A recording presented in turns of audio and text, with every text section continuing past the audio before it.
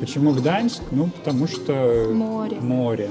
Мы хотели выбрать город, где есть либо горы, либо море. И мне показалось очень романтичным посмотреть, каково это. Потому что обычно читаешь в каких-нибудь книжках, такой-то герой жил у моря. Думаешь, ну вот он может же что, каждый день выходить и смотреть, и трогать волны. Море для тебя — это что-то экзотическое, ты приходишь к нему в первый раз, оно для тебя чужое, оно для тебя ничем особенно не ассоциируется. Потом второй раз приходишь, оно другое уже совсем, как будто бы выстраивается взаимопонимание между тобой и морем. И потом уже чувствуешь, что ты не прихожанин какой-то.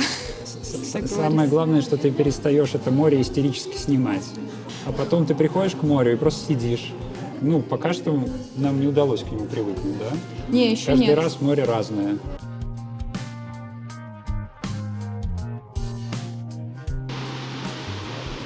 Мы пробуем, если что, Стефан еще снимет. Да, точно. Это можно несколько дублей сделать. Это не прямое включение. Привет, мы в Гданьске. Мы здесь живем уже 1 год. Меня зовут Саша. Меня зовут Аня. Нам Я нравится. работаю бэкэнд-инженером. В Беларуси я занимался фотографией. Аня? А я шью платье. Да, и у Ани есть свой собственный бренд Сум-Сум Смус. Так и живем. За нами классное здание. Вот, это Гданьский центральный вокзал.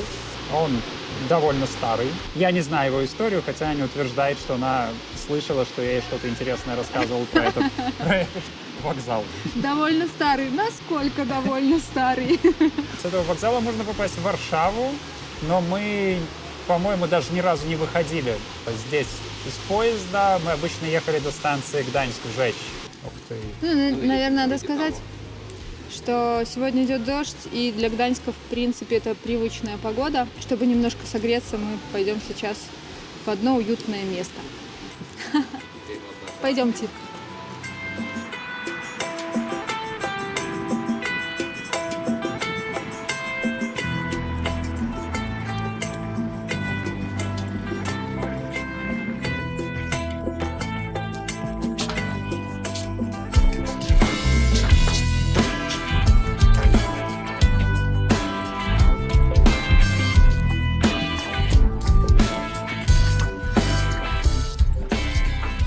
Мы сюда приходим второй раз, и здесь хорошо. Мы это место называем гербатярня. Такой уютный подвальчик, где можно попить чаю. То есть в этой кофейне, или не кофейне, это не кофейня, в этой гербатярне нету цен. Я был этим очень удивлен, и мы решили проверить. В первый раз пришли, спустились, нам предложили чаю, показали, какие у них есть пирожки на выбор, которые, видимо, пекут вот для монахов, а может, прям для... И нам перепадает, Да, мирянам. а может, там для епископа какого-нибудь, да. Вот. А потом надо записаться в специальную амбарную книгу, поставить там свою подпись и сделать пожертвование, если хочешь. А зачем записываться в книгу? А вот этого мы не знаем. Мы об этом думали, на самом деле. Возможно, чтобы они понимали, на какое количество посетителей рассчитывать. А с другой стороны, мы в последний раз, когда Аня стала больше общаться с Мартиной, с общественными организациями, поняли, что, возможно, им эта запись нужна, чтобы получать какое-то дополнительное финансирование. Ну, я думаю, что все гораздо проще. Это, скорее всего, способ нам оставить этот след в этом мире, в этой книге, которая где-то там будет лежать в библиотеке монахов, и через много-много тысяч лет можно будет увидеть наши какие-то там царапки. А ваш шанец пакінуць свой след гэта правесці экскурсію па сваім месцы, ну ці проста паставіць падабайку да падпісацца на гэты канал. Ну да, следы не смоет. Про Олю. Да. Калі гаварыць пра Олю, то адразу пераходзіш ці на беларускую мову, ці на трасянку, бо іначе нельзя. Я не магу пра Олю гаварыць вось іначай. По-расейску. Так, ёсць тут такая Оля, яна зараз жывець на Ўжэшчы, і Оля аднаго разу пайшла на беларускую імшу і ўбачыла, што там не граюць на аргане. І сказала Оля, што не можа такога быць, каб у Гданьску беларуская імша была без аргана. Пайшла і зачала там іграць на аргане. Але ж, калі мы першыню слухалі гру Олі на аргане, гэта выглядала як нібыта яна кіруе звездалётам з «Звёздных войнаў». Напрыканцы той імшы запытаў, ці можа яна сыграць па тым нотам, якія я ей прапанаваў. «Child in Time». групы Deep Purple. І гэта гучала вельмі падобна. Ну і якби да, для чого ми гэта гаварылі, якраз у гэтым касцёле, у якім знаходзіцца іх гербацярня, кожную нядзелю можна прыйсці і паслухаць якби імшу на беларускай мове. А вы до того, как переехали, были в Гданьске когда-нибудь? Нет. Нет. Мы смотрели видео, чужие видео, как туристы ездят в Гданьск, гуляют по центру. Потом гуляли по Гданьску с помощью Google картов, можно сказать, смотрели те районы, где мы впоследствии могли бы жить. Оказалось, что тут довольно уютно. Он просто длинный, он вытянут около моря. Очень классно гулять в Гданьске. У нас нет машины, и это нисколько не мешает. Особенно, когда появился самокат. Да. Вот. Что мои вот такие ощущения от Гданьска, это как будто бы город, но с атмосферой деревни. Что мне не хватало в Витебске, вот в Гданьске нет этой какой-то претенциозности. Несмотря на вот эту сложность архитектурную, Гданьск сам по себе вот по жителям, по тому, как вот люди между собой где-то там, вот если за ними наблюдать, очень такой простой, свойский город с атмосферой деревни. Мне кажется, Витебск, кстати, меньше Гданьска. Конечно, меньше. Потому что Троемясто — это больше 1 миллиона жителей. Мы ехали как бы в Гданьск, мы не знали, что там есть А в Жещ. итоге оказались Мы не- во Вжещи. Мы не знали, что есть Олива. И эти райончики города, они действительно между собой отличаются очень сильно по атмосфере. Ну, просто потому что еще после Второй мировой войны Олива и Вжещ — это были отдельными поселками. Это даже нельзя сказать пригородами. Мне кажется, это были отдельными городами. Потому что у Вжеща есть свой ярко выраженный центр. У Оливы тоже вокруг этого монастыря цистерианцев тоже свой центр. Вот. Сопот уже был отдельным городом. Хотя по факту даже сейчас видно, что гданьская развязка заканчивается, а потом только начинается Вжещ. Наша деревня, Вжещ. Наша деревня. Куда мы дальше? Ну, пойдем в Військову долину. Мы там любим гулять.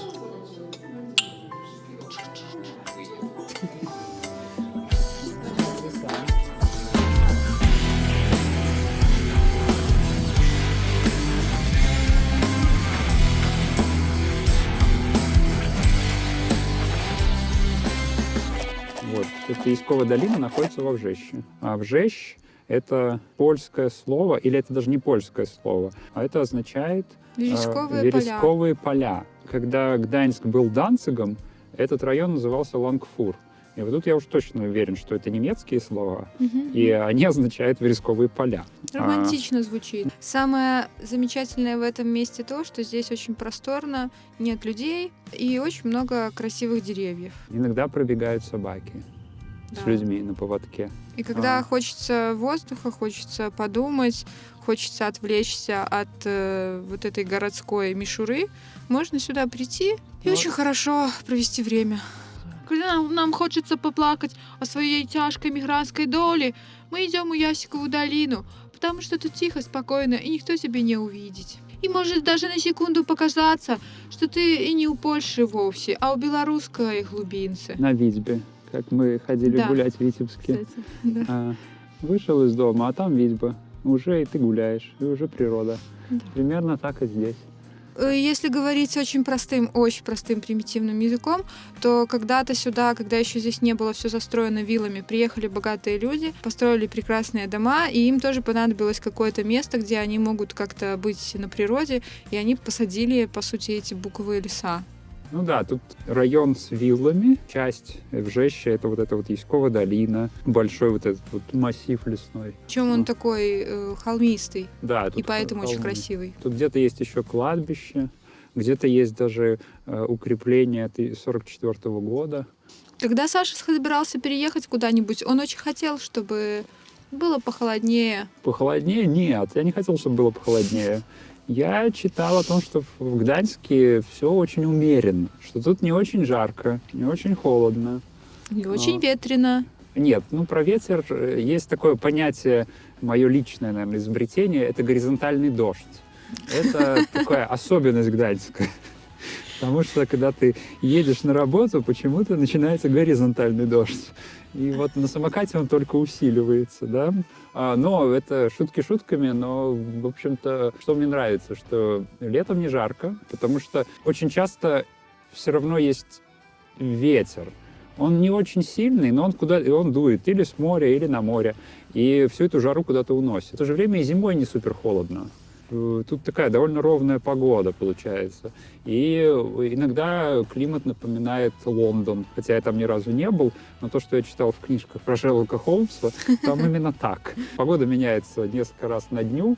У тебя может начинаться с серого пасмурного утра, которое превратится в солнечный день, а потом выпадет снег. И кажется, что тут больше солнечных дней. Хотя, к сожалению, не сегодня. Летом мы купаемся. 2 раза купались. Ну, а тут даже люди купаются даже зимой. Мы это тоже видели. Моржуют, да. У них очень популярно распространено вот это моржевание. Они надевают шапочки, надевают варежки. Мне кажется, шапочки И вот так это заходят как у этого, как у каратистов пояса. То есть там еще цвет, наверное, имеет да, какое-то что-то значит. Мы видели группу в зеленых шапочках, видели группу в оранжевых, видели тех, кому шапочки еще не дали. Ну да, видишь, если мы, Стефан, себя не затянем на какую-нибудь гору, то да, наверное, пора уже нам собираться в другое место. Что, Анюта, пойдем к Мартине, да? Пойдем.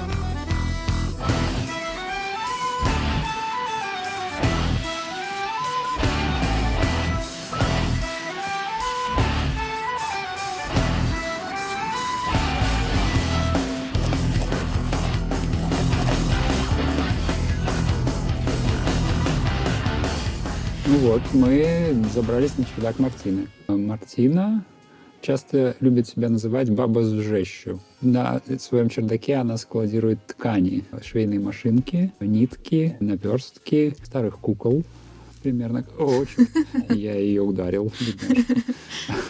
Ну и вообще проект «Баба с вжещу» существует уже около 3 лет, и очень большое количество пожилых пань, которые понимают, что эти вещи уже какое-то время, там сколько там десятилетий пролежали на чердаке, где-то у них, они понимают, что они могут отдать их в добрые руки. И еще хочется сказать, что этот проект существует не только как собирание вот этих всех винтажных вещей для рукоделия, но и как поддержка иммигрантам, в том числе украинцам, белорусам. Вот, есть площадка, на которой базируется «Баба с вжещу».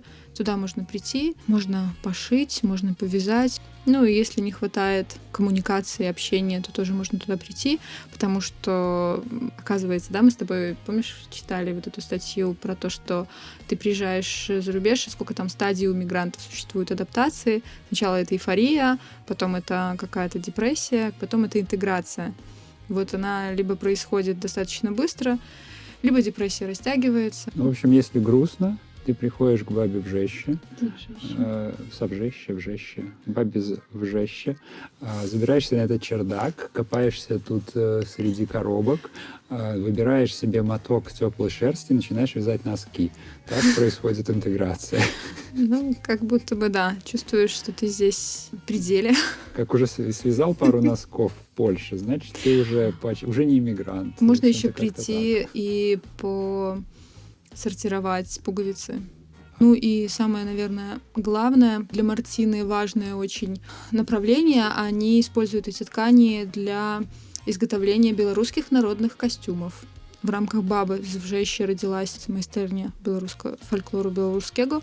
Вот, и там очень такие талантливые девушки из Беларуси тоже. Они создают белорусские народные строи, костюмы из вот этих винтажных тканей. Вот белорусу сказать, ты должен обязательно в Гданьске побывать в каком-то месте. Какое это место можно назвать? Центр солидарности. Да, кстати. Потому что белорусам нужен такой опыт, который ты переживаешь, когда ты попадаешь в Центр солидарности, видишь, с чего это все начиналось. Да. Когда просто по Гданьску гуляешь, ты видишь, что Гданьск памятая, повсюду указатели, на которых написано 1970-1980. Да, это 10 лет военного положения в Гданьске. И потом ты попадаешь в Центр солидарности и видишь, с чего это начиналось движение. А потом в конце этой экспозиции ты сталкиваешься с красно-белой стеной, которую создают своими руками люди, как посетители этого музея.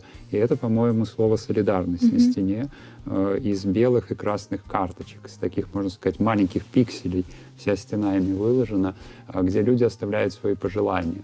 Ну, вот тут, может быть, в отличие от Вильнюса, меньше таких мест, которые вот непосредственно связаны там с белорусской историей именно. Все-таки Гданьск, он польский город, потом немецкий город, а потом он вообще, ну вот, был в Польской Народной Республике, там, да, такая у него сложная история, да. Знаешь, мы так легко забываем историю, которую учили в школе, а точнее, возможно, мы учили все-таки историю какую-то больше про свою страну, что ли, знали, больше мировую историю тоже учили. И мы забываем, что после разделов Речи Посполитой польская территория вошла в состав России.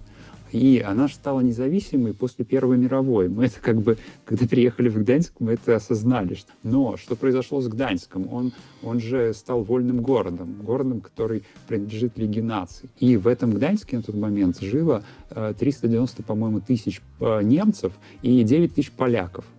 Вот, это был вот такой вот город. И он таким оставался, в общем-то, со всеми этими противоречиями, с почтой польской, с военным складом на Вестерплатте до начала Второй мировой. Тут было просто очень много немцев. По мне, так это очень сложная история этого города, потому что закончилась Вторая мировая, немцы начали уезжать, эмигрировать отсюда к себе домой, потому что город это вдруг отдали Польше. Уже окончательно, да.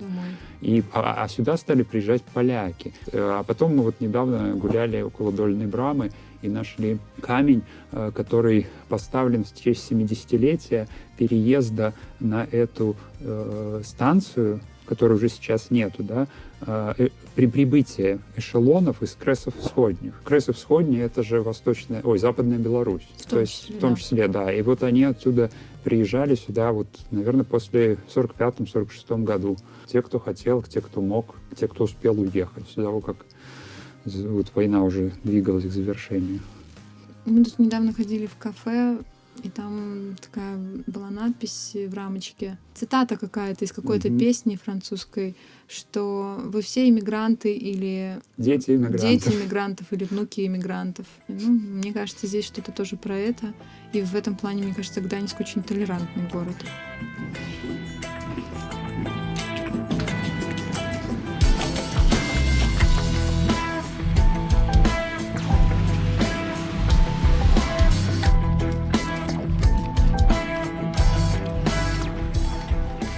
Ну, так, а где мы сейчас? Мы, наконец-таки, забрались в сердце Вжеща. Мы приезжаем такие чуть больше года назад сюда. У нас забронирован букингом отель в этом Броваре. Значит, у нас с собой 2 сумки, и мы попадаем вот сюда, в метрополию. Ну, то есть это торговый центр, который просто примыкает к железнодорожной станции Вжещ. И как бы забавно то, что, в принципе, прошло уже больше года, ну и мы все еще продолжаем вот быть здесь. Все крутится вокруг вот этих вот каких-то... Поселились в Бровар, потом перетащили чемоданы пешочком на соседнюю улицу. То есть переезд у нас был очень лайтовый. В общем, мы когда заселились, у нас сразу такое взаимное приятное чувство возникло с нашей хозяйкой. Просто какая-то общность, ну, какого-то, я не знаю, культуры. Ну, какой культуры? Анетта тоже продает одежду. Аня продает одежду. Она нас пригласила на осмотр квартиры. И я вижу Анетту. Потом я вижу у нее плакат с выставки Хельмута Ньютона, фотографа, которого я тоже знаю, да. Ну и да, и сразу стало все понятно. Да, а потом уже впоследствии оказалось, что у нее свой собственный бренд винтажной одежды. Нагадываем, что у Ани свой бренд адзення, спасылся в описании, тому переходим, лайкаем, замовляем. И тут уж Аня включилась и рассказала, что она шьет. Точнее, Аня застеснялась, а я показал Анин инстаграм Анетте. И Анетта сказала: ого, как классно, все, я думаю, что вам будет тут уютно. Да, и в этот же вечер, в принципе, он это говорит: а сегодня в Лангфуре концерт, приходите. Как бы мы пришли и поняли, что там тоже атмосфера этого места, где, ну, речь не идет про то, знаешь ты язык или не знаешь, ты просто через музыку понимаешь, что ты находишься среди единомышленников. А потом оказалось, что этот торговый центр, метрополия, это не только, ну, в привычном понимании торговый центр, это еще и какая-то такая площадка, где можно вечером послушать джаз, прийти сюда, сесть в любое направление и поехать поездом. Тоже создает ощущение какого-то такого компактного места, приятного для жизни. Вот, да, например, сегодня тут, что мы успели увидеть? Играют в настолки, продают пластинки, 8-битные компьютерные игры. И, судя по всему, сегодня вечером будет концерт опять на станции номер 5. Да, то есть сейчас идет репетиция. Так что прям-таки жизнь бьет ключом. Где можно иммигранту найти какие-то места, куда сходить, что гуглить. О боже, мы ничего не знаем про сайты, на которых надо что-то гуглить. Что мы сделали по приезду? Мне на работе по секрету сказали, что тут есть такая замечательная карта мешканца Гданьска. Ты ее покупаешь за 1 злотый, и даже ты ее не покупаешь, ты просто ставишь приложение себе, а внутри покупаешь себе на год пакет мешканца. И в этот пакет входит единоразовое посещение всех музеев, которые принадлежат городу Гданьска. Первый у нас музей был что? Это музей Второй мировой войны. Занял целый день. И то я понял, что надо идти заново. Потом мы пошли на музей солидарности, да?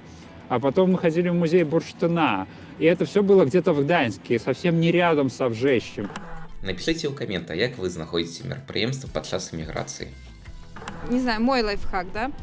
Надо просто поставить в Инстаграме локацию Гданьск, и тебе таргет просто начнет подкидывать, просто потому что у тебя аккаунт на русском языке, все, что касается белорусов в Гданьске. Мне кажется, мы больше подсматриваем. Мы еще не интегрировались, Да, но кстати. мы просто, ну так вот, ходим по краю, да, и из своего какого-то пространства подглядываем в чужое. А что ж вы там делаете, да? А как вы тут развлекаетесь? А можно мы тут постоим рядом с вами и посмотрим на все это, да? Вот как-то у нас, наверное, так пока. Ну и вообще, когда, например, хочется увидеть горизонт, город в тумане, можно сюда вечером забраться и посмотреть на горящий этот город. Аня, то что тут еще есть примечательного? Костел наш, если он виден, ну как наш. Мы туда любим тоже захаживать, потому что там тоже тепло, торжественно. Можно встретить Рождество не в одиночестве. Дальше у нас трубы верфи. И, скорее всего, где-то там море. Вон, на самом деле, я там вижу огонечки корабликов, которые в море, да? О, точно, Ну. да. Вот там у нас самое главное. Ради чего мы сюда, собственно говоря, и приехали. Ну да.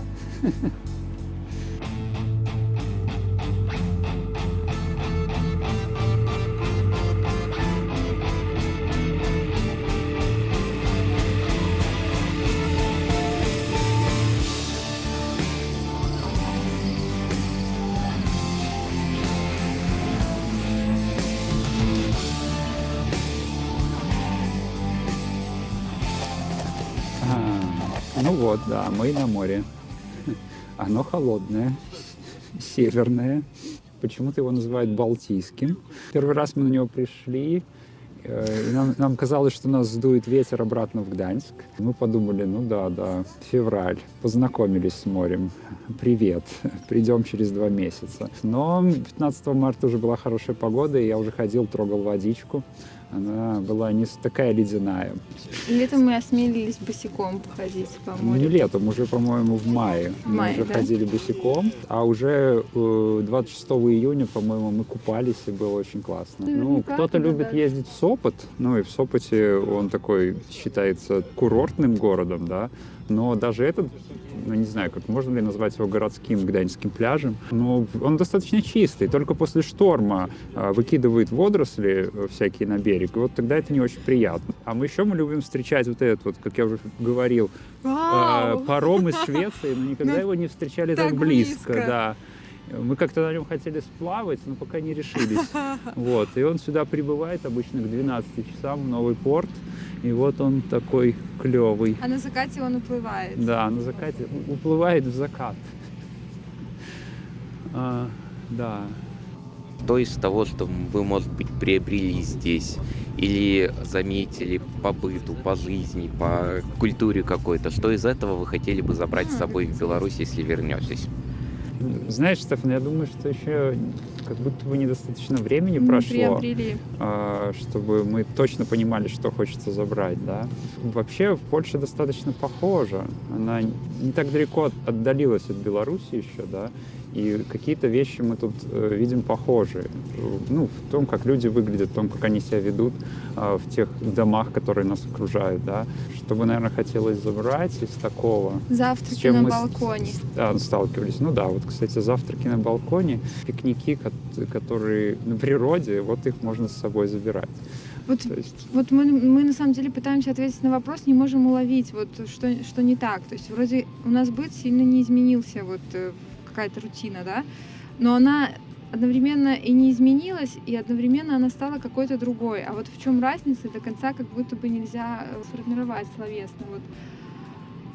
тут больше публичных пространств, в которых ты Хорошо. чувствуешь себя в безопасности. Ну, То есть кстати, ты да. приходишь в музей, там ты не чувствуешь, что ты какой-то мелкий правонарушитель, которому нельзя заходить за вот эти За вот буйки за какие-то заплывать. невидимые красные линии, да, после которых на тебя набрасывается смотритель музея. Да? Треск. Мы были тут недавно, двор Упхагена, да, это вот, в общем-то, в целом-то это гостиничный комплекс. А к нам подошел сотрудник этого корпуса и начинает рассказывать историю вообще этого места, что тут была летняя резиденция купца Упхагена, потом тут была фабрика, потом тут был детский приют. Она там искренне нам об этом рассказывает и говорит: да вы идите, пройдите мимо рецепции и посмотрите, как там было классно. И не важно, что вы не живете, вы пройдите, там интересно. И вот такое бы хотелось бы с собой забрать. А может быть, вы хотели бы дать какой-нибудь совет себе год назад с сегодняшнего положения? Быть смелее и не бояться. Ну, можно сказать, быть смелее, не бояться, но Это можно сказать мы себе вроде- вчерашний и себе завтрашний тоже. да, ну, мы вроде как и не боялись особо. Я мы- боялась, что не хватит тканей мне. Поэтому ты столько их купила, и теперь они просто не помещаются нигде. У меня в Беларуси так же, только я их не забрал. Да. Ну, я тоже жалею, что я уже сейчас жалею, что не забрал камеру. Но вот она скоро ко мне должна приехать. Выпуск мы здымалі з паўгады таму, за гэты час да Сашы даехала камера. Таму заходзім у яго інстаграм і лезем новыя прыгожыя працы, лайкаем, спасылка ведаеце дзе. Тогда почему-то казалось, что мне она не понадобится здесь. Что самое интересное, что через год оказалось, что мне она снова нужна. Возможно, это связано с тем, что в Беларуси показалось, что горизонты стали уже. Возможно, с войной. Причины разные, да. И я просто не взял ее с собой, и у меня даже не было никаких сожалений. Вот, наверное, знаешь, вот это тот совет себе вчерашнему, который бы я точно себе дал. Возьми Выкинь камеру. 4 майки и уложи туда маленькую камеру. То есть она, конечно, тяжелая, но она на место 4 маек бы влезла. Да, вот это точно.